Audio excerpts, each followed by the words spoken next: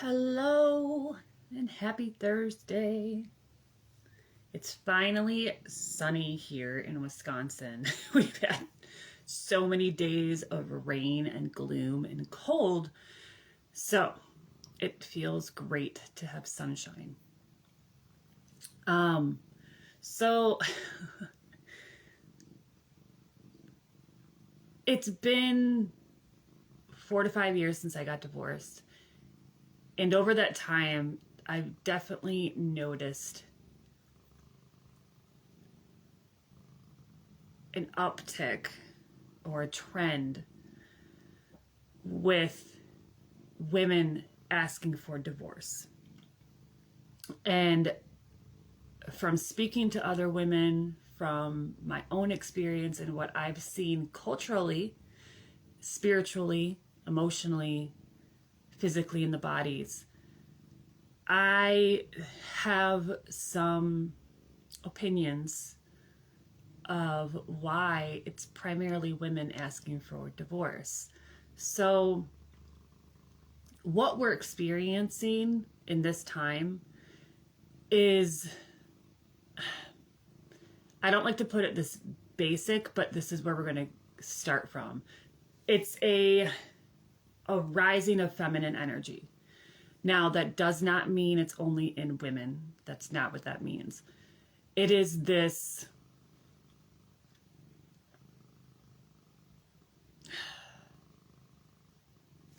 so it manifests differently in men and women, okay? So a rising of feminine energy in a woman is bringing up the shadows of her own being that have caused her to shut down her emotions, shut down her heart,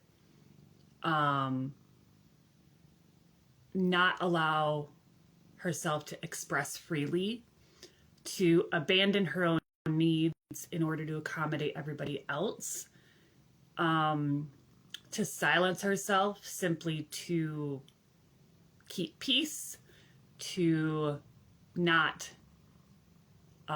threaten her role in the household or in a family, because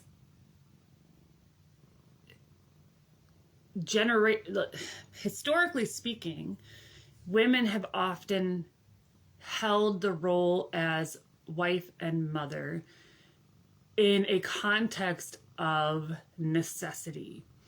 And to lose that role would mean her survival was at stake. Money's gone, home's gone, support system is gone. Sometimes family would be gone at that point. She didn't have the capacity or ability to have good jobs, we'll say appropriate jobs. Often women were pushed into prostitution roles or, things that essentially traded sex or similar things for money. And it causes a woman to betray her womb space, betray her sacral and root in order to survive. Now, in the past, there have been many women who have pushed against that and have done well and have accomplished big things. And that shows that we can fall into the herd of the collective and go along with what is commonly accepted as normal, culturally speaking. Or we can allow that fire inside us to burn to the surface and essentially burn away the masks and the shadows that have placed us in this herd mentality, that has placed us in this position of just going along with what is culturally accepted, going along with the norm, with the mainstream. Don't ruffle feathers too much. don't rebel, go along with what you're told to do. It becomes this hive mind of stick with the hives, keep doing what everybody else is doing so you don't stand out. You don't want to stand out because standing out could mean certain death, not only from a marriage, but from a community, as in the witch hunts are another prime example of someone who stood out too much from the community, someone who has too many skills, has a prominent role that challenges a higher authority of the time, or a perceived authority, an entity that wants to have a stronger power, stronghold over the system, over the collective, and they target these individuals. And I watched The Handmaid's Tale, the new season, and I feel like that is a very good representation of our culture, because it's easy to target the one who is the rebel, to target the ones who are causing an upheaval, to point your fingers at them because they're bringing shadows to the surface that no one wants to acknowledge, to bring up the injustices that we are seeing or experiencing. Or it doesn't even have to be extreme injustices of like rape or trauma or murder or whatever, genocide that's happening.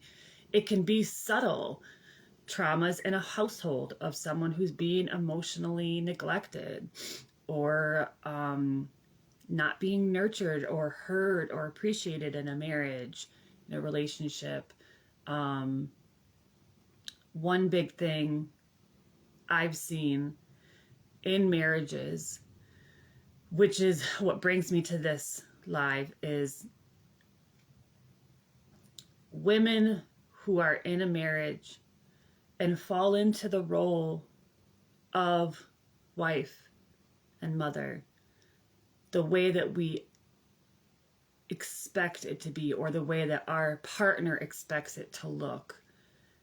And then realizing that that doesn't sit well in your body. Something about your life, or the way that motherhood is unfolding, motherhood and marriage, we have to understand that they are separate entities. Every marriage is going to address parenting and support motherhood differently. And that is why I see them as separate entities. They can absolutely be a united front, a union of the two, when both individuals truly nurture it that way and come together in that capacity. But the hard part is we still have these shadows of our past, adaptive behaviors in our bodies that cause us to make choices out of self-protection, make choices that aren't actually authentic to who we really are beneath all the shadows, beneath the layers of adaptation that we've gained over our life in order to survive in our culture. So when we become a mom, I say motherhood is that catalyst that awakens really deep shadows in your body. It brings it all to the surface. There is an alchemy that takes place. It is a really powerful alchemical initiation process of birth. And that is also why I say birth is actually the catalyst, because the way you experience your birth, the way you birth, how you feel in birth, how you're treated in birth, can create that really immense power, bring that divine conscious power of a connected woman who has come to the veil to bring in her baby and has experienced this really elevated level of conscious connection to the spirit world. And through that, you come out a mother. But with that experience, it also awakens a really deep calling. And because of the way birth can amplify that elevation of consciousness, that awakening experience, it can activate your own shadow work. And that is why many women experience motherhood differently, or will experience their own awakening moment very differently. I think that birth was meant to be that very consciousness expanding experience that initiates you into your own shadow work of motherhood. Because within motherhood, then all of these masks that you have placed on yourself begin to rise to the surface. You are forced to see all of the little shadows that you've held in your body, because your children will become a mirror for all of that. Your experience as a mother will be a mirror to all of that. And it forces you to see it all. Now, the reason this has to do with divorce is because this is a deep activation for women. The entire experience as motherhood is a deep experience for women. And with that becomes either a coming together of a partnership or a dissolving of a partnership. There is no in between. So either the partner of that woman who is awakening trusts her and honors her and welcomes this new woman, this divine being, this intuitive creature into his world, and allows it to inspire his own uprising. It allows that feminine awakening within himself to connect with her more deeply. Or that experience threatens the man. It threatens his sense of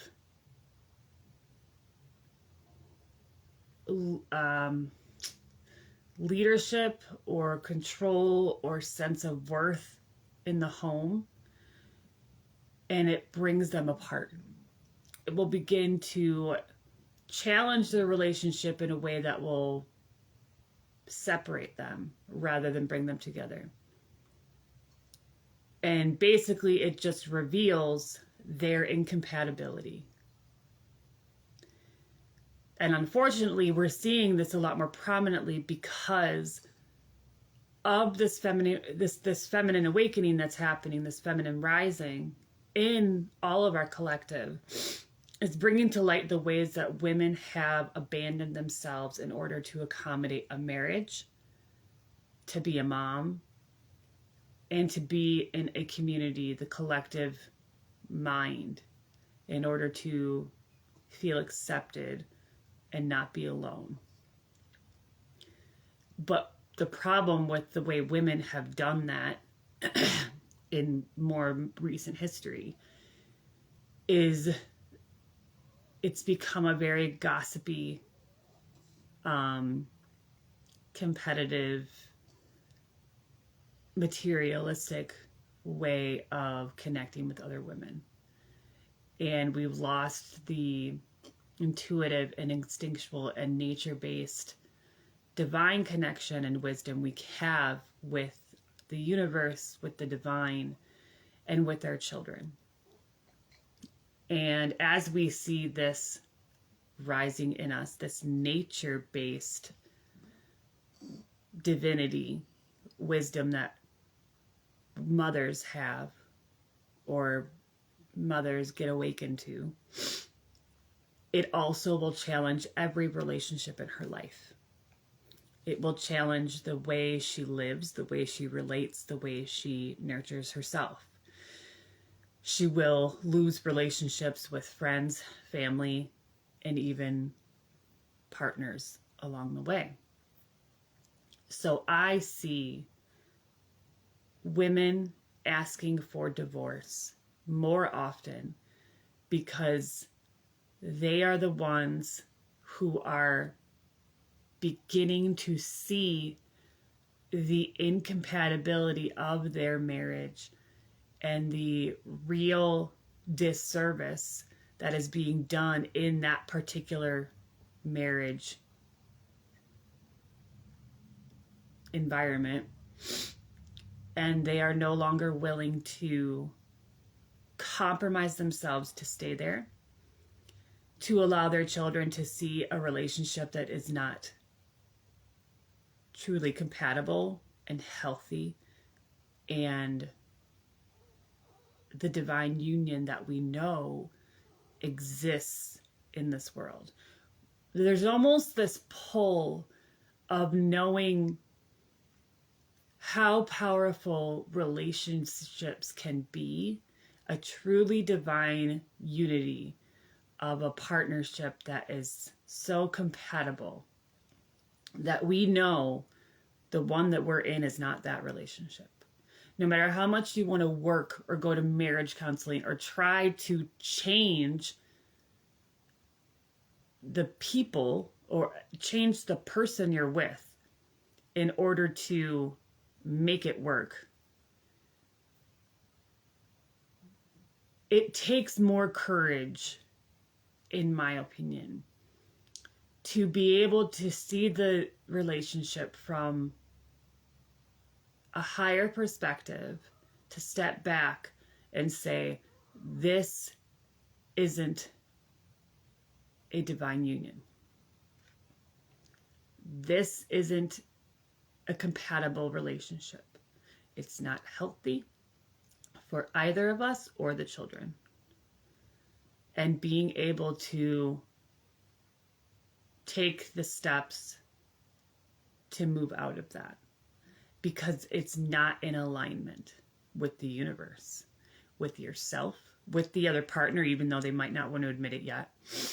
And it's not in alignment with the very high vibrational energy of your children. And they are much more aware of that disconnection than even you are. They're not stupid. We don't often realize how very intuitive our children are.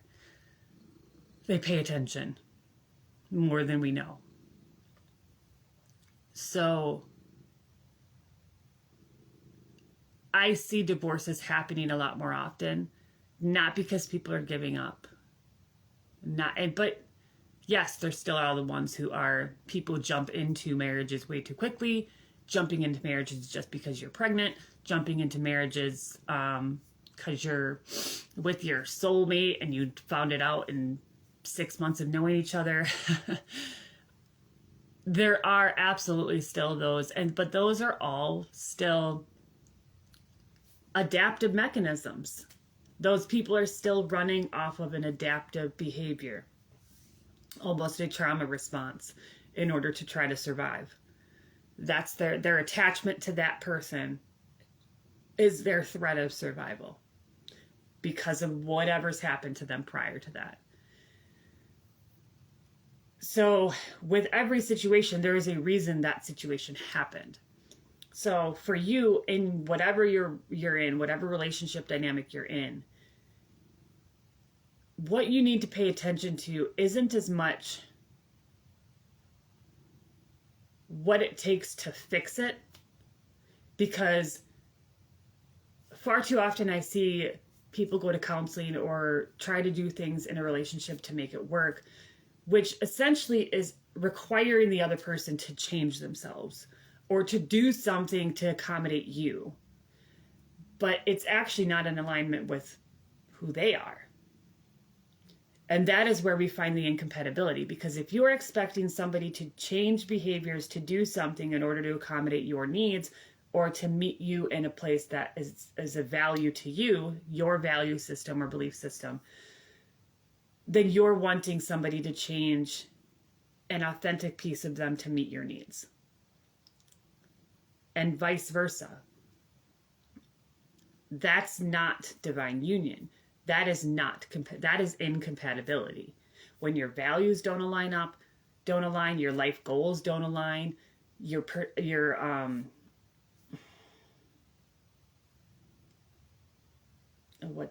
emotional vulnerabilities, your ability to communicate, they can be worked on. I mean, yeah, if you want, you can go and like make things work if you really want to. But is it authentically aligned to your soul, your heart, your being, your purpose in this world? Are you actually serving yourself by forcing a marriage to work? Simply because you took a vow to be with somebody. I don't think it serves anybody to stay loyal to a contract simply because you committed to that contract. Even though now you have learned new things that change the wisdom behind the contract. Meaning, when you're 23 and get married, your level of consciousness is very different than when you're 30 in marriage. We change so much in our own personal evolution. So to say that you must stay in a marriage because that's loyalty, you said that you were going to stay with them until you die, so you can't back out of that. That is a stubbornness, and that is it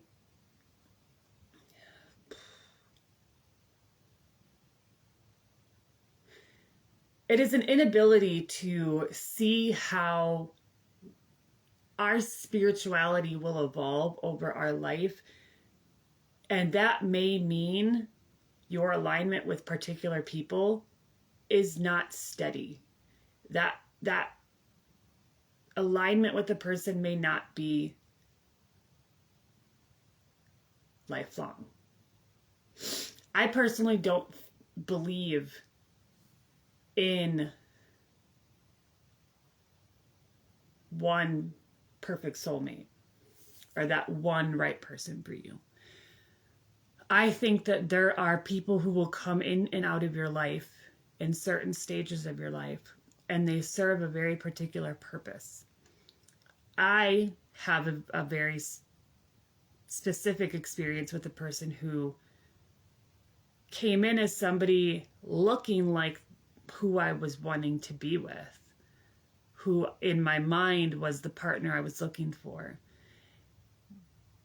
But it actually flipped around and showed me exactly what I wasn't looking for. It showed me the shadows of how a person can present themselves a certain way, but actually be something else. It shows kind of that wolf in sheep's clothing, which happens really often in our culture, where I see it more often with men, of coming into a relationship, but in a way of getting a woman. They perform. It's very performative. Wear this suit in a way of getting a partner. But then months in or even years into the relationship, that facade begins to fade. And then the woman starts to see, and this can be swapped, but I obviously as a woman, I see it with men often. As that facade begins to fade, the woman realizes that the presentation of that person that they originally met isn't real at all. It was simply a act in order to get a woman. And there's a reason that has happened over time as well. That is kind of the shadow of men, because men had to kind of wear these masks to present to a woman's father in order to present themselves as this strong, stable leader to be able to hold a household and take care of this father's daughter. Basically, he's selling himself as this perfect partner. And that is now a shadow that men have to overcome now, of no longer trying to wear that mask of being this perfect partner in order to purchase a wife or to be able to earn a wife. The dynamics of relationships and marriages is changing in a very big way. It's no longer about the transactional benefits. It's about the authentic union. It's the divine union is what is more important as we evolve moving forward.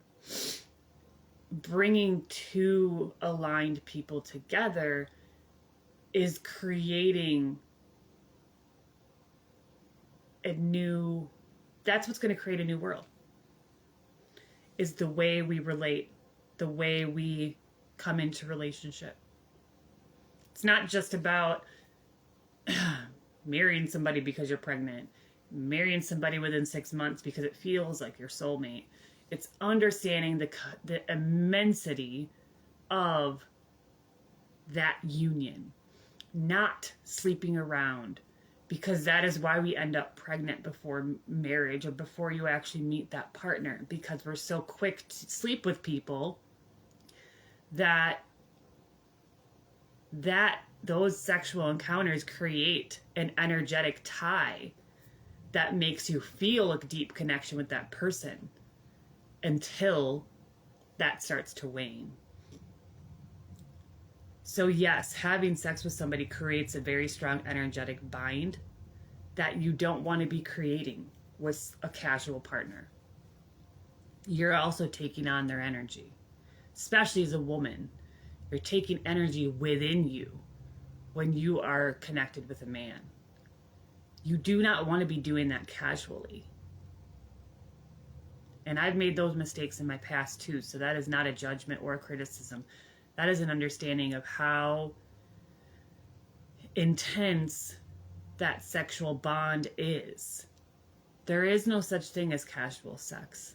It's nothing about it is casual. So the more we are allowing that casual connection to continue, we're going to keep being disconnected from the authenticity of relationships. And you're not going to find that proper aligned partner because you keep acting in sexual impulse as opposed to emotional and heart-centered connection. So there's a lot to unravel. We have so much unraveling to do.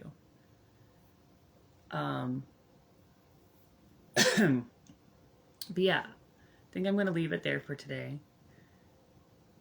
And I hope you all enjoy the beautiful weather. Not sure where it is, what it is where you are, but I'm going to go take advantage of the sun. And I hope you have a beautiful day.